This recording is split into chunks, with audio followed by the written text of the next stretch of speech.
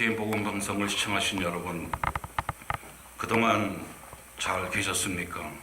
오늘 말씀은 에베소서 말씀 1장 7절에서 19절 말씀을 통하여 우리가 기도하는 방법을 말씀하고 있습니다.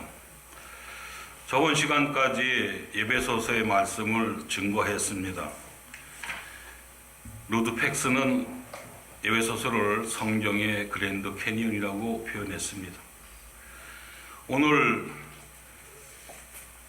주석가인 그랜드 오스본은 성경 말씀을, 에베소서의 말씀을 3장에서 14절 말씀을 통하여 하나님의 영광과 찬양의 확대라는 표현을 썼습니다.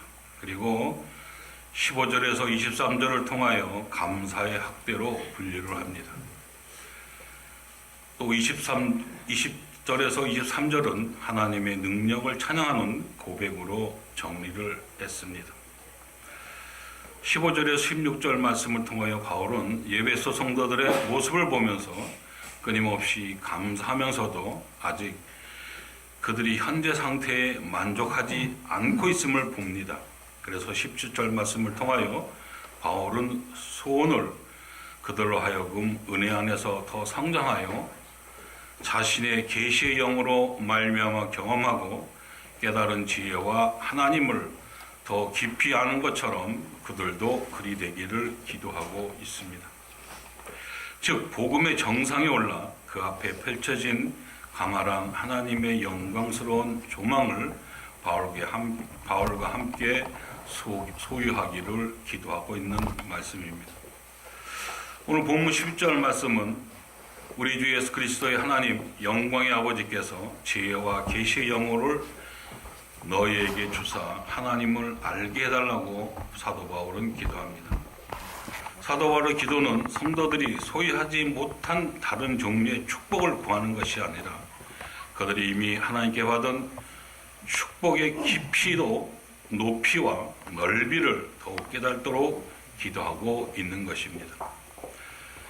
바울은 16절에 내가 기도할 때마다라는 말씀에서 하루에 3번 정기적으로 기도하던 유대인의 기도 습관을 배경으로 기도하고 있음을 나타내고 있습니다.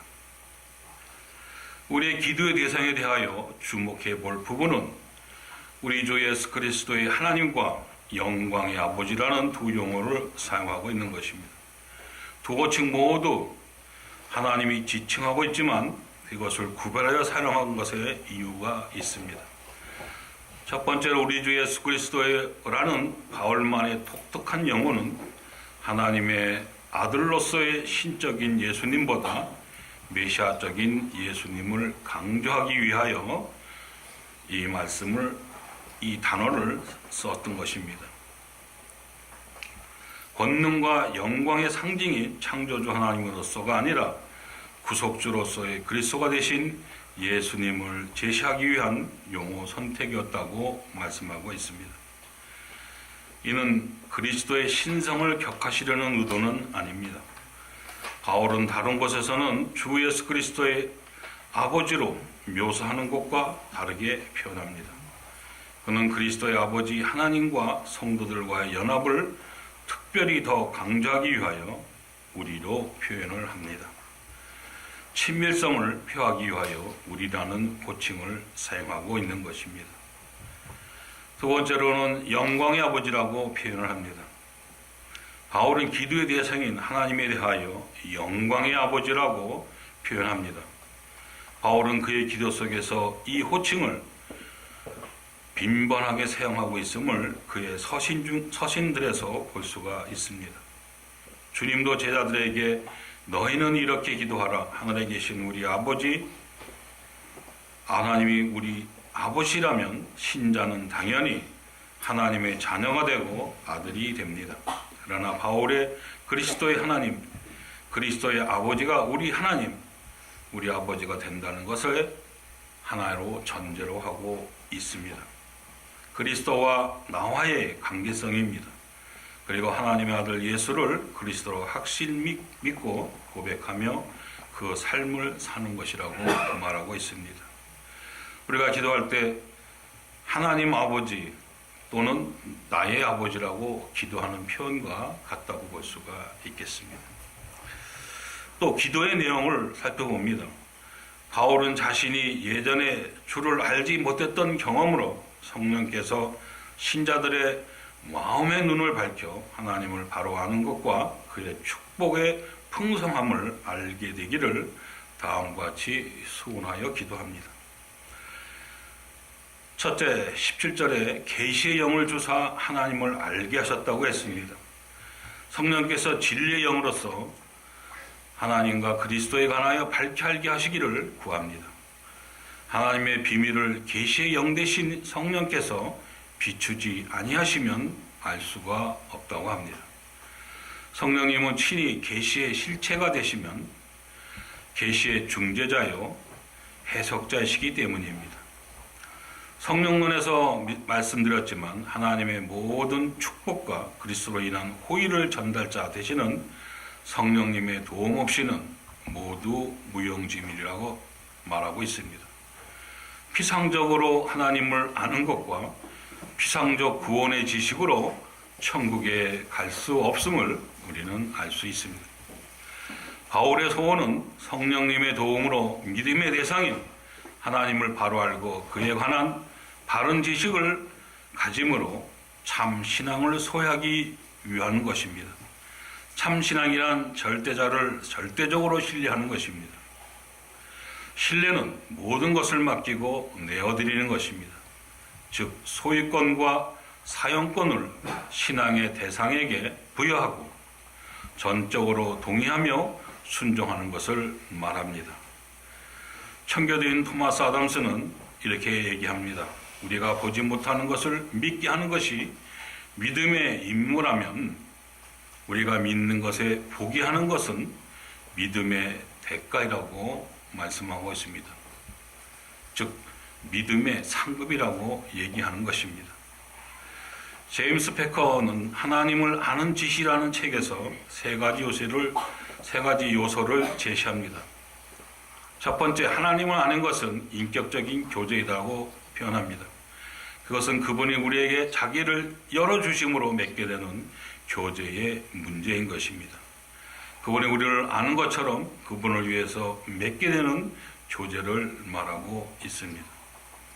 둘째로는 하나님을 아는 것은 지성과 감정과 의지를 동반하는 인격적인 만남입니다.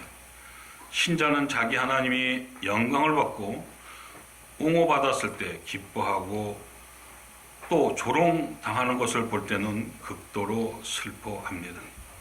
마찬가지로 그리스도인인 우리들 자기 주님을 실망시켰다는 것을 보면은 극도로 슬퍼하게 될 것입니다. 셋째로는 하나님을 아는 것은 은혜의 문제입니다. 그것은 주도권이 항상 하나님께 있는 관계입니다. 그것은 반드시 그래야 한다는 표현입니다. 왜냐하면 하나님께서는 완벽하게 우리 위에 계시고 우리는 죄로 인하여 그분의 은총을 요구할 수 있는 권리를 몽땅 박탈당했기 때문이라고 진술하고 있습니다. 또 마음의 눈을 밝히사 그의 부르심의 소망이 무엇이냐고 기도합니다. 밝히사는 현재 완료 분사로서 비추다, 조명하다, 알게 하다라는 의미로 쓰여집니다. 성령님의 지속적인 역사로 그들에게 일어났고 그 결과가 현재까지 계속되고 있음을 말해두고 있습니다. 그리스도의 하나님이 그의 아버지가 되심을 고백하는 믿음 안에 살게 되었음을 의미합니다. 즉 중생의 삶을 영위한다는 것입니다. 그래서 부르심의 소망과 그리스도의 함께할 기업의 풍성함을 통하여 현재적 성도인 우리로 함께 부르심을 안에서 기업의 풍성을 누리도록 말씀하고 있습니다. 바울은 풍성이라는 의미를 그리스도 안에 약속된 모든 신령한 축복과 영광으로 표현합니다. 바울은 그리스도 안에 놀라운 계시의 비밀들을 알기를 기도합니다. 그로 인한 영광과 축복의 기업에 참여함으로 계시의 영이 마음의 눈을 밝혀보게 하심을 원합니다. 하나님의 부르심이 그리스도인들에게서 삶의 시작이라면 하나님의 기업은 그러한 삶의 마지막이라고 표현합니다. 이러한 기업의 영광은 하나님께서 성도들에게 주신 복이 또 선물이며 소망이 되기 때문입니다. 그리스도인의 풍성한 은혜를 우리 다 같이 누리며 살아가기를 주님의 이름으로 축원합니다. 기도하시겠습니다. 사랑의 하나님 감사합니다. 오늘도 함께해 주시옵시고 늘 주님의 은혜 속에 살아가는 주님의 자녀들을 기억하여 주시옵시고 우리가 살아가는 동안에 주와 동행하며 주 뜻대로 살아갈 수 있도록 우리를 주장하여 주시옵소서. 아버지, 세상의 어떤 유혹에도 넘어지지 않게 해주시옵시고 아버지여, 독수리 날개 치듯이 창궁을 헤맬 수 있는 힘과 능력 허락하여 주시옵소서. 모든 것을 주께 감사드립니다. 주님께서 주신 감사와 주님께 주신 모든 은혜에 영광 돌리옵니다. 모든 것을 주께 부탁드리며 우리를 구원하신 예수 그리스도 이름 받들어 기도드리옵나이다. 아멘.